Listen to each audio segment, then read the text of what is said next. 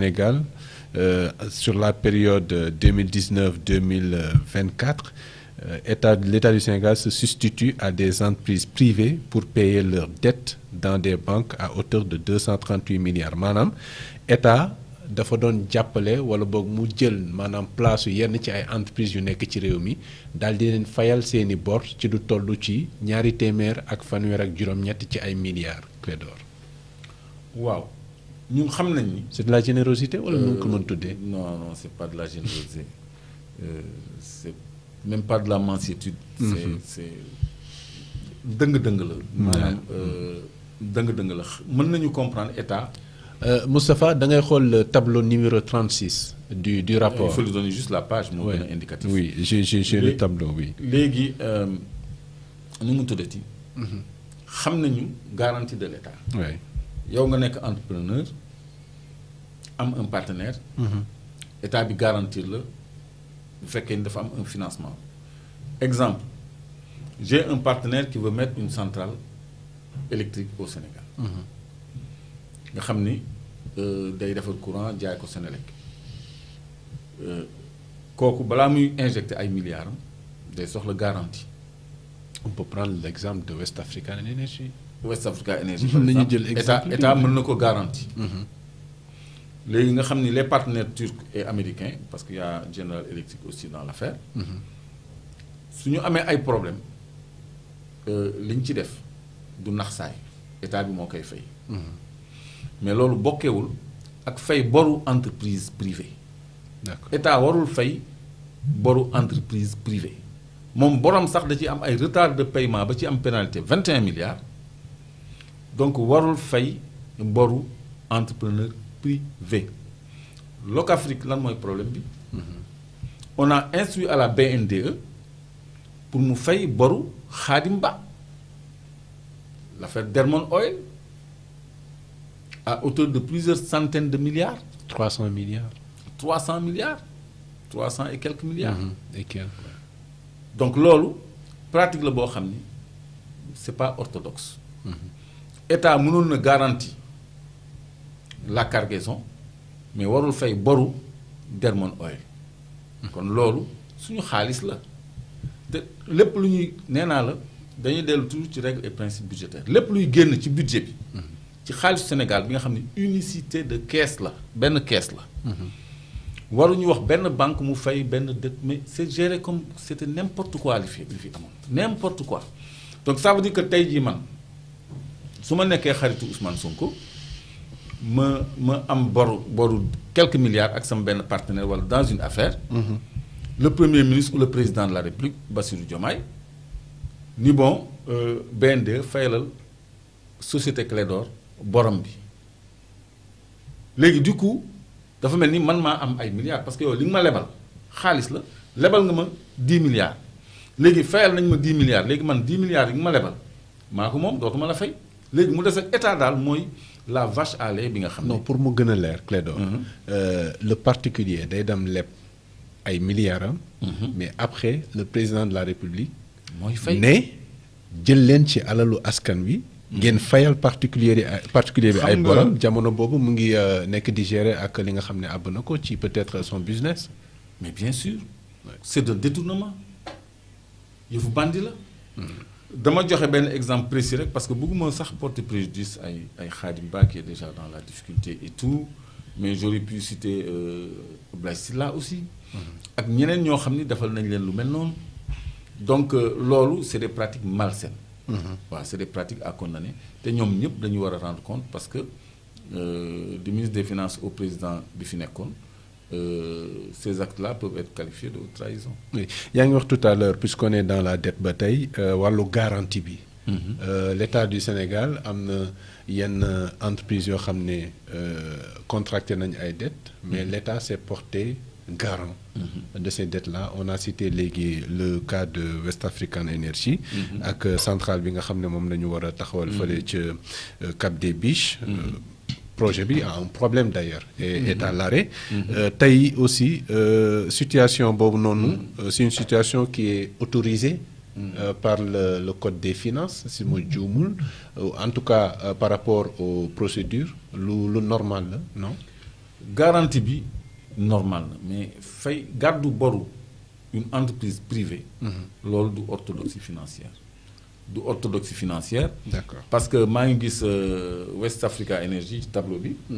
ma woon ko gars yi fii moo nekk anamu sax West Africa Energy. mooy WAE en première ligne. 220 milliards de montant. Oui, Xam nga. oui, en bas. Mais ça, là, on a mis situation de la dette garantie transmise Oui. par le ministère de l'économie et des finances. Donc, garantie, xam nañ ko mais pas fay bor. Donc, West Africa, 220 milliards de garantie. Donc, loolu. Sur une durée de 25 ans. Sur une durée, waaw, parce que 25 ans. mooy durée contrat bi ko lié ak Senelec en tant que producteur indépendant. Parce que mënuñu aborder point West Africa Energy bi. Parmi d'autres Air Sénégal mu ngi ci parce que dañ ko jox aussi ay milliards. am na beneen société bu ci nekk boo xam ni bon dañ ko dugg ci rapport bi. léegi pour taxaw ci ñëpp xam nañ ni West Africa Energy dama ci doon def ay investigation léegi ci biir investigation yi laa tombé ci ay autorisation provisoire d'enlever ñu koy tuddee APE parce que ci biir rapport bi daf ci am benn rubrique bu tudd RAR maanaam reste à recouvrer.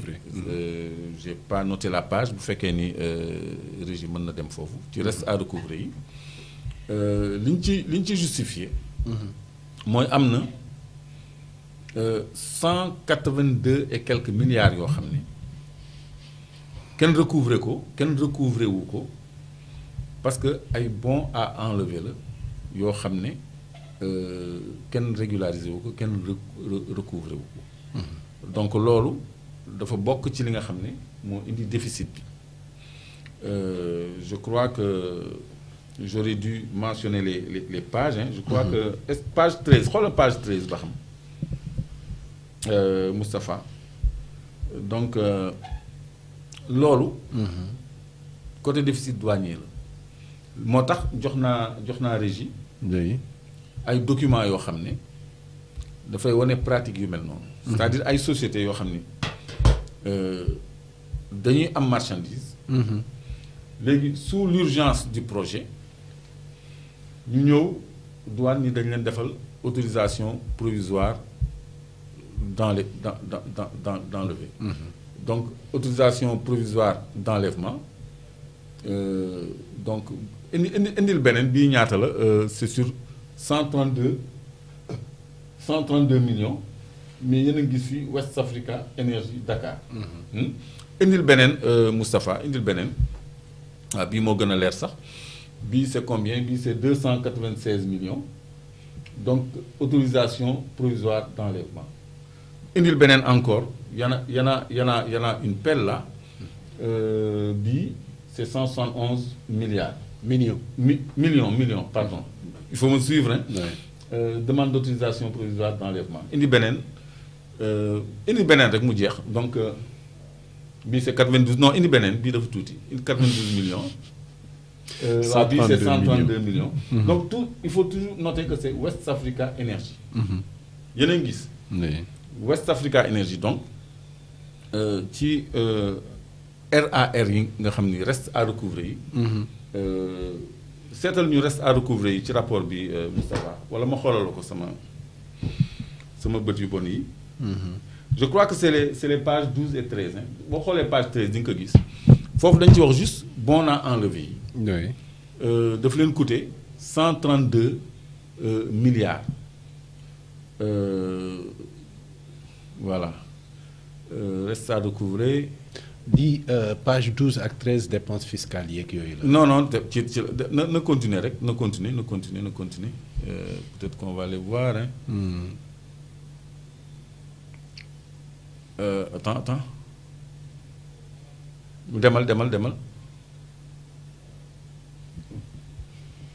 demal tuuti je crois que romb na ko non romb nga ko demal ci kaw la donc grosso modo. les restes à recouvrer. Oui mooy yi nga xam ne douane da ko waroon a collecter. te collecté wu ko parce que précision ci autorisation provisoire d'enlèvement yi. bi ma ko gisee dama dem ci benn kilifa bu nekk douane. wàccaatal demaatal vers le début Moustapha en attendant may expliquer pour mieux comprendre la situation. attends boo defee noonu du ma mën a gis. voilà mu ngi nii RA fii la voilà les situations non exhaustives des restes à recouvrer. léegi ñu ne ces restes à recouvrer s'élèvent à 408 milliards de francs et ne tiennent pas compte des créances liquidées d'un montant de 261 milliards répartis entre maanaam 400 milliards yooyu 408 milliards yooyu 261 milliards yi sax bokk ci parce que 261 milliards yi mu ngi ci diggante droit ak taxe yi waroon a jóge ci déclaration sans bon à enlever pour 182 milliards déclaration boo xam ne àndul ak bon à enlever donc lii ay manquement la yoo xam ne dafay feeñ ci suñu ay recettes douanières donc autorisation provisoire d'enlèvement yi bi ma ko jotee dama dem ci kilifa bu mag bu nekk ci douane ma ni ko pour mën a comprendre lii lan la. parce que tout laissait penser que ça n'a pas été régularisé mais daf ma xamal carrément ni West Africa Energy dafa am exonération douanière. donc moo tax ma yem ca foofu ma jàpp li ma wax donc donte wanuma ko mais kilifa la jàpp naa ni waxantuwul donc ma yem ci foofu mais war nañu vérifier nag ndax ñoom régulariser nañu wala ñi am ay autorisation provisoire d'enlèvement ndax régulariser nañu wala régulariser nañu. donc am na ay restes à recouvrer yoo xam ne ay somme la yoo xam ne kenn xamul fu mu jàll te si ça s'élève à 408 milliards auxquels s'ajoutent les 261 milliards yi nga xam ne lii ci bon à enlever yi déclaration yu ànd ak bon à enlever yi jóge douane la 182 milliards la ca des mu nekk ay pénalités yoo xam ne après ay contentieux lañ koy appliqué muy 79 milliards donc loolu je crois que suñu xaalis mu ngi ci ngelaw li ba léegi donc am na ay milliards yoo xam ne recouvrer guñ ko ba léegi donc même voilà en valeur relative lañ ko def ci suuf. li nga xam ni DGID la ak direction générale du budget DGID am na 408 milliards ci li mu war a recouvrer te recouvrer wu ko direction générale du budget am na 261 milliards mooy li war a jóge ci douane direction générale des douanes. des douanes waaw. baal ma direction générale des douanes merci de m'encadrer. directeur général des douanes direction générale des douanes. 261 am na 261 milliards yoo xam ne day dolleeku. ci 408 milliards yi nga xam ni impôt recouvré wu ko 261 milliards yi nga xam ni douane recouvré wu. donc pratique gu APE autorisation provisoire d'enlèvement yi gars yi parfois dañ ciy def ay njuuj njaaj. mais défaut de recouvrement boobu lu koy waral. bon xam nga nguur gi fi jóge woon na. dañu amoon ay protégés ay doomu président ngay dégg ak seen transitaire. parce que APE yi ma wane léegi ñi nekk dans le milieu du transit bu ñu gisee la maison de transit bi ko joxe ñoom dañuy xam ñan lañ doon liggéeyal transitaire yu ñan lañ parce que ils ont des clients très connus et très proches. de l'ancien régime et de sa famille. donc ñooñu ay passe-droit la ñu amoon. donc comme fi mu nekk nii rupture la ñu woote je crois que la rigueur doit s'appliquer à tous. te yàgg naa des gars yi naan niche fiscale c'est vraiment des plus que des niches fiscales parce que vraiment les restes à recouvrer kese. ci plus de 600 milliards loolu bëri na ci jamono joo xam ne ñu ngi jooy benn service de la dette boo xam ni 2000 et quelques milliards. alors ñu ñëw Clédor cette fois-ci ci yenn passage yu rapport bi dans son travail d'audit des finances publiques entre 2019 et 2023 comme signalé la Cour des comptes dafa def benn découverte boo xam ni ça a choqué certains bi ñu ko gisee. dans le compte dans le compte personnel du trésorier général 15 milliards de francs CFA dans le compte personnel du trésorier général. Loolu nekk benn découverte boo xam ne enquêteurs yi def nañ ko mu ne le trésorier général admet que le compte est bien ouvert à son nom. Il ajoute que le solde du compte ouvert dans les livres de la banque BA au 31 décembre 2023 est bien de 15 milliards 141 francs CFA. Trésorier général moom bañu ko nee na effectivement il y a 15 milliards 141 francs CFA.